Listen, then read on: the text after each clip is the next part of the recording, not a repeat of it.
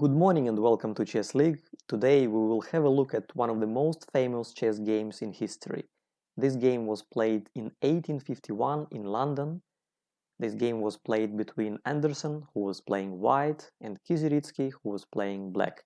The game is a pure example of romantic chess style, where quick development, sacrifices, and attack were considered the best play to play and the best way to win. This game was later on called Immortal game. Now, before we start looking at this game, I think a couple of things are worth mentioning. Firstly, this was not a tournament game. So this was an informal game which was actually played during the break of the first international tournament in London. So this was offhand game, not official game. And secondly, I think most importantly,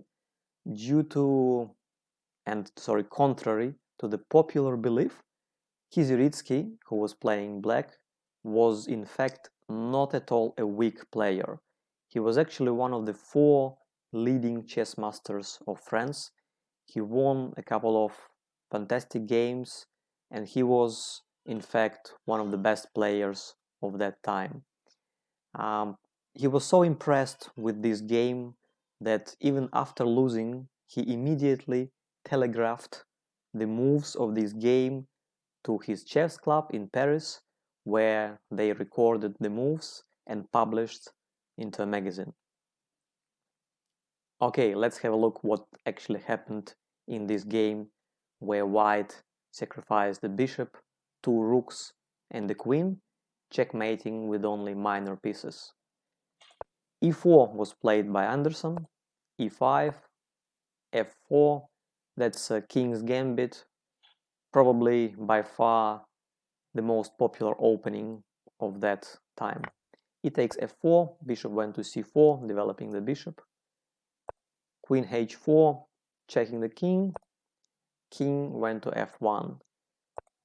B5, that move is probably the first move which is not considered to be the best one today. Was very popular at that time. Kiziritsky often used to play it. That move was often called counter gambit of Kiziritsky. Bishop takes b5, knight went to f6, developing the knight. Knight f3, attacking the queen on h4, queen h6, d3. Now there's a couple of options here. Probably knight c3 would have been a better option for white. d3, knight went to h5, threatening knight h3 check, knight h4, queen g5, knight went to f5, very active position for the knight, c6, attacking the bishop on b5, g4, attacking the knight, knight to f6, and here where it all started.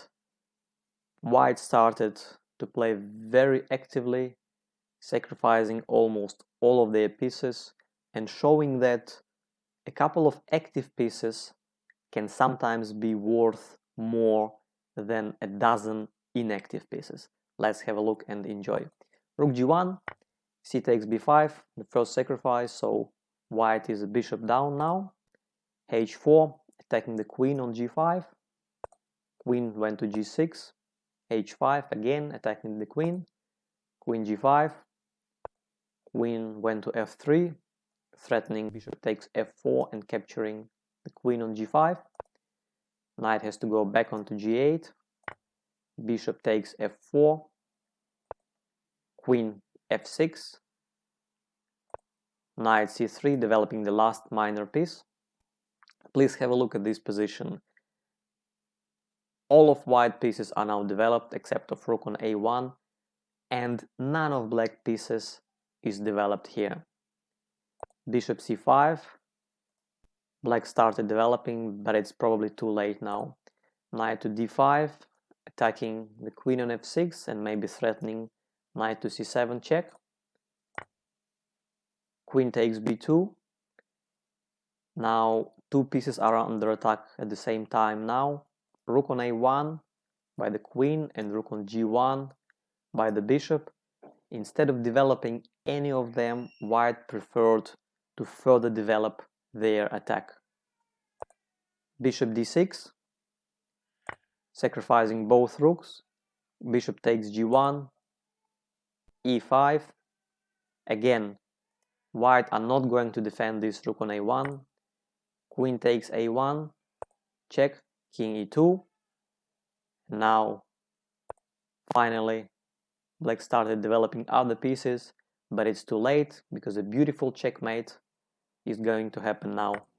Knight takes g7 check, king has to go to d8, that's the only square, and now beautiful sacrifice of the queen, queen f6 check, knight takes f6, that's the only move, and bishop e7 checkmate.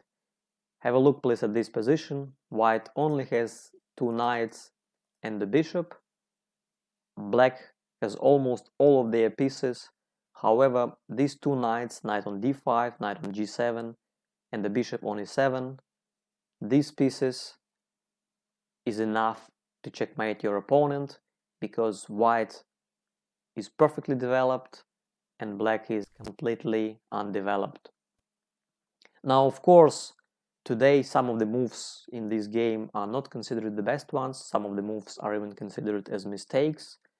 However, it is still considered to be one of the best, if not the best game of all time.